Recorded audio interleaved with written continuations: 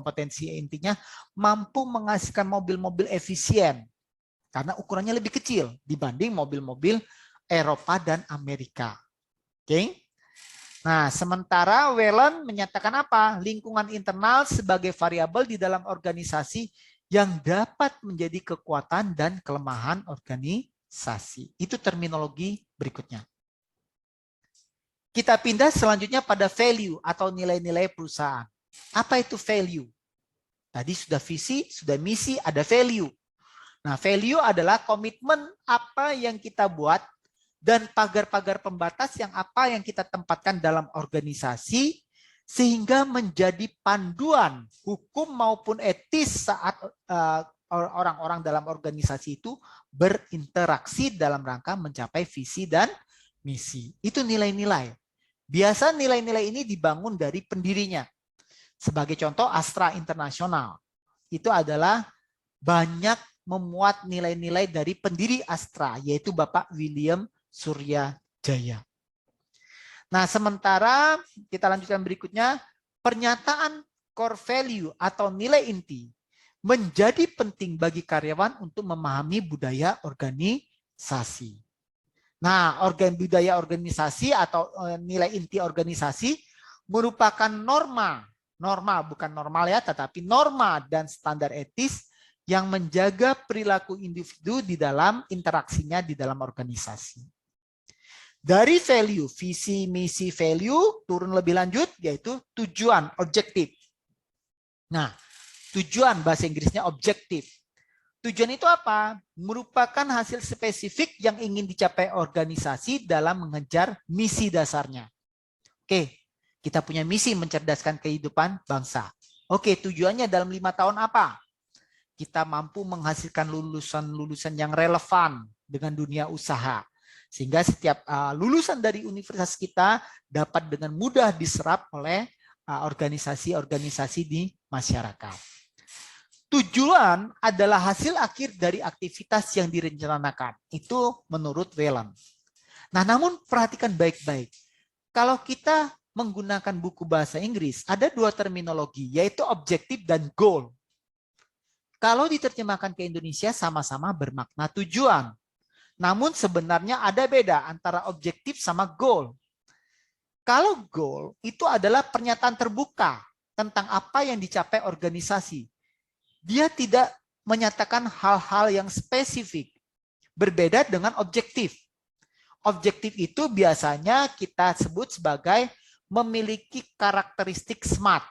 Apa itu SMART? Spesifik, measurable, dapat diukur, achievable, dapat dicapai, relevan, dan time bound, ada batas waktunya. Beda dengan goal. Kalau goal mungkin dia tidak perlu ada batas waktu. Meningkatkan profitabilitas, titik. Kapan kita meningkatkan profitabilitas? Berapa profitabilitas yang dibutuhkan? Nah, itu menjadi pertanyaannya. Itu yang membedakan antara objektif sama goal. Meskipun dalam bahasa Indonesianya sama-sama diterjemahkan sebagai tujuan. Nah, setelah itu, setelah tujuan, ya kita turun lagi pada kebijakan atau policy. Nah, apa itu? Nah, di sini kita lihat dulu tujuan dibagi menjadi tujuan jangka panjang dan tujuan tahunan, jangka pendek. Nah, menurut David and David, kebijakan adalah cara untuk mencapai tujuan tahunan yang dapat berupa panduan, aturan, dan prosedural. Sementara Whelan menyatakan apa? Kebijakan adalah pedoman luas untuk pengambilan keputusan yang menghubungkan perumusan strategik dengan implementasi. Jadi agar strategi yang telah kita rumuskan di tahap formulasi itu bisa berjalan saat implementasi, kebijakan apa yang harus kita lakukan, prosedur apa, panduan seperti apa. Nah, itu yang kita maksud sebagai kebijakan. Ya. Nah, kemudian juga ada istilah intended dan emergent strategy. Ini tidak saya terjemahkan karena menjadi tidak enak kalau diterjemahkan ke bahasa Indonesia. Namun kita bisa definisikan intended strategy adalah strategi yang sengaja disusun oleh perusahaan. Sementara emergent strategy adalah strategi yang tidak direncanakan yang harus dibuat organisasi seiring dengan perubahan lingkungan. Nah, gambar ini cukup baik untuk menjelaskan beda intended dan emergent. Nah, di sini kita buat intended strategi, biasanya sifatnya top-down approach. Nah, di sini pada awal akhir tahun kita membuat rencana untuk 5 tahun ke depan. Dimulai dari tahun pertama, tahun kedua, tahun ketiga, dan seterusnya. Apakah strategi yang kita buat ini, yang sengaja kita susun ini akan 100% menjadi terrealisasi? Jawabannya tidak. Kenapa? Karena nanti ada hal-hal yang unpredictable terjadi dalam perjalanan organisasi tersebut. Sebagai contoh, 2019 akhir kita sudah membuat rencana strategik untuk tahun 2020, 2021, dan seterusnya. Tetapi saudara ingat, bulan Maret tiba-tiba ditemukan kasus pandemi COVID pertama di Indonesia. Dan kemudian mengubah semuanya. Kenapa? Karena kita memaksa kita untuk melakukan pembatasan sosialisasi. Kalau di luar negeri dilakukan lockdown, kita tidak. Waktu itu kita tidak melakukan lockdown karena masyarakat Indonesia dominannya adalah daily income. Pendapatannya dalam harian. Sehingga kalau sampai dilakukan lockdown, maka negara harus menjamin warga negaranya tersebut hidup. Kalau tidak, nanti bisa terjadi kerusuhan. Nah, begitu ada pandemik, unpredictable event yang kita sebut pandemik, maka muncullah emergent strategi. Nah, ini emergent strategi. Apa yang harus kita lakukan? Oke, kita harus bekerja dari rumah. Ada yang 75%, ada yang 50%, atau bahkan yang 100% bekerja dari rumah. Nah, emergent strategi ini dalam organisasi biasanya bersifat karena adanya hal-hal yang memaksa. Nah, di situ yang kita sebut autonomous action. Tindakan otomatis yang harus dilakukan perusahaan bila mana ada terjadi event-event yang tidak diharapkan. Atau serendipity. Serendipity itu keberuntungan. Ada suatu hal-hal, oh ternyata dari pandemi ini menciptakan suatu peluang tertentu. Nah, itu kita buat emergent strateginya. Bagaimana dengan pandemi kita lakukan, kita manfaatkan peluang tersebut. Ya.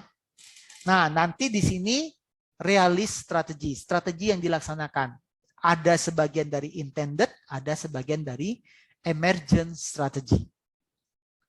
Oke, berikutnya kita masuk. Apa sih manfaat kita membuat manajemen strategi? Tentu dengan kita membuat manajemen strategi, memungkinkan organisasi menjadi lebih proaktif, tidak reaktif. Apa bedanya? Kalau reaktif, kita karena ada kejadian, maka kita bereaksi. Itu namanya reaktif. Kalau proaktif, kita mengantisipasinya ke depannya, jauh ke depan. Belum kejadian, kita sudah melakukan antisipasi. Itu yang dikatakan proaktif. Nah, dengan manajemen strategi memungkinkan organisasi untuk memulai dan mempengaruhi kegiatan dan dengan demikian untuk melakukan kontrol atas nasibnya sendiri. Jadi dia tidak hanya bersifatnya reaktif.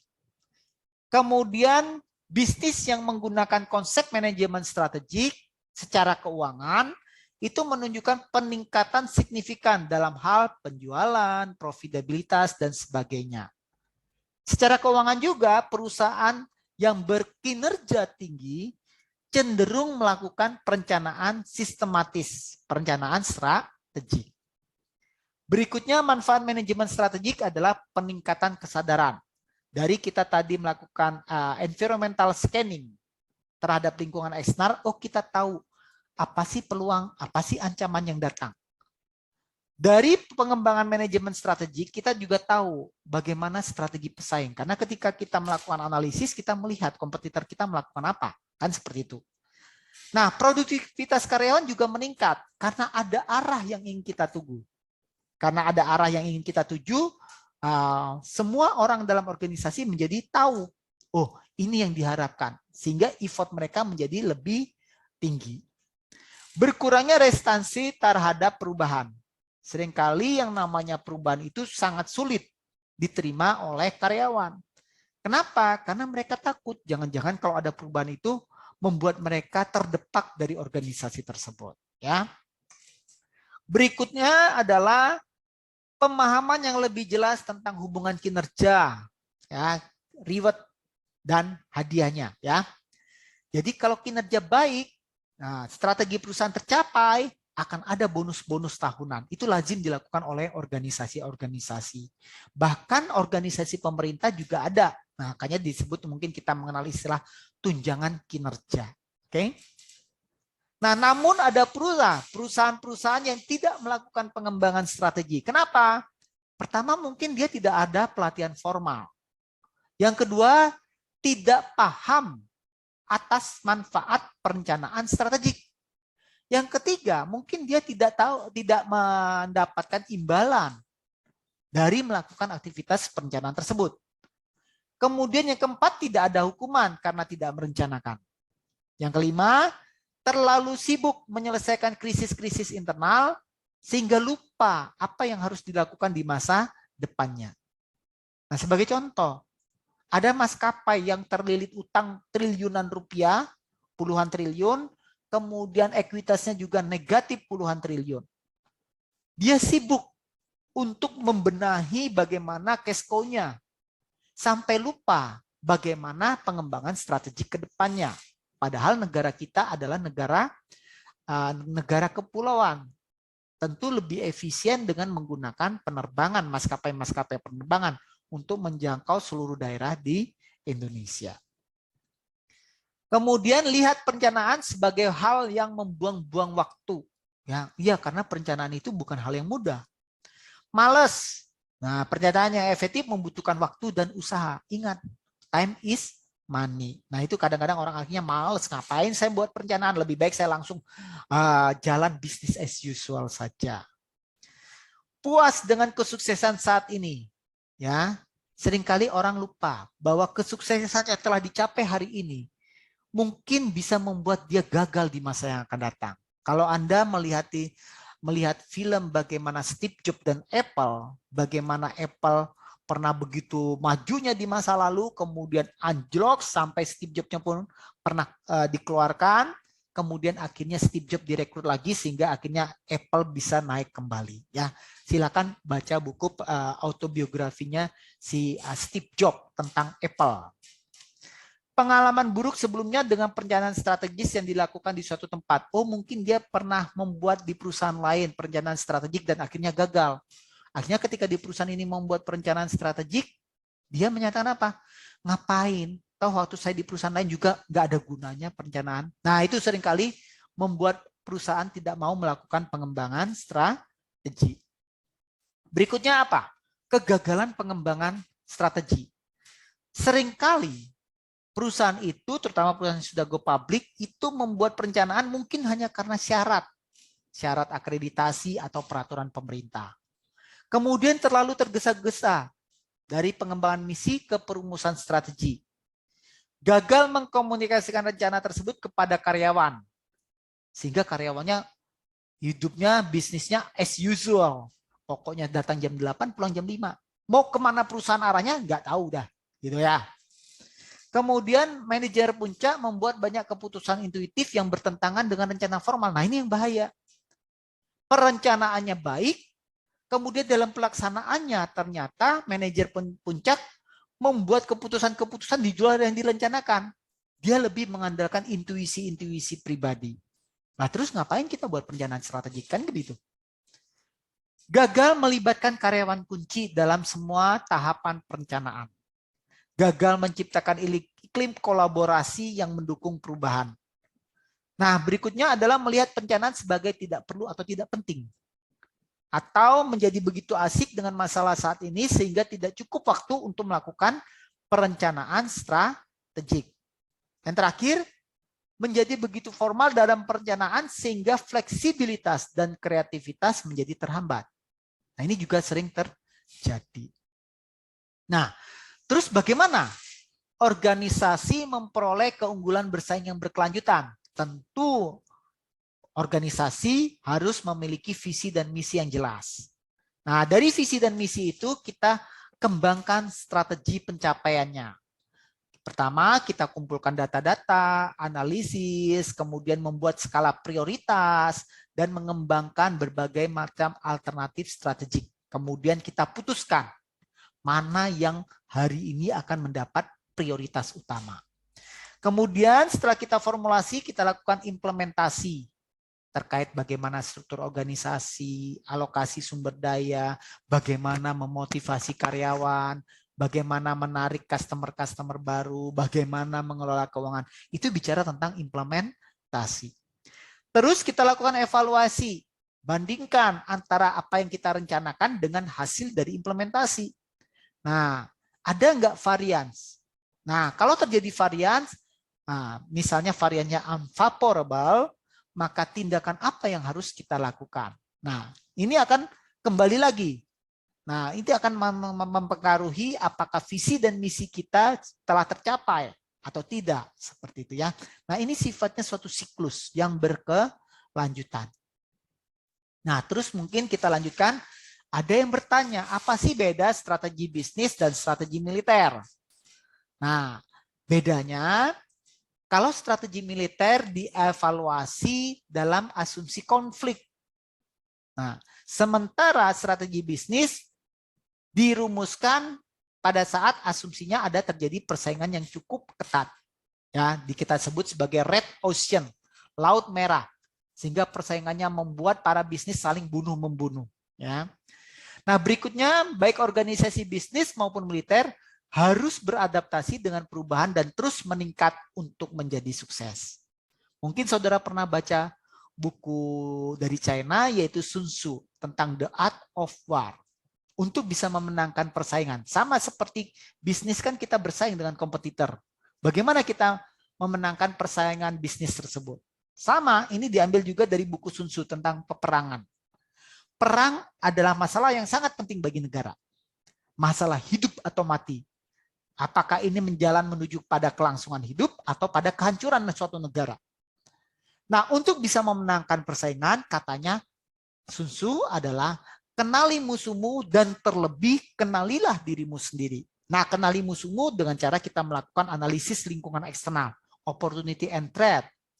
Kenali diri sendiri dengan cara melakukan analisis lingkungan internal, yaitu bicara tentang kekuatan dan kelemahan. Kalau kita tahu kenali musuh kita dan kita mengenal diri kita sendiri, maka mungkin ada 100 pertempuran, maka Anda tidak akan pernah terkalahkan. Itu kata Pak Sun Tzu. Nah, pemimpin yang terampil tidak membiarkan strategi menghambat gerakan yang kontra kreatif.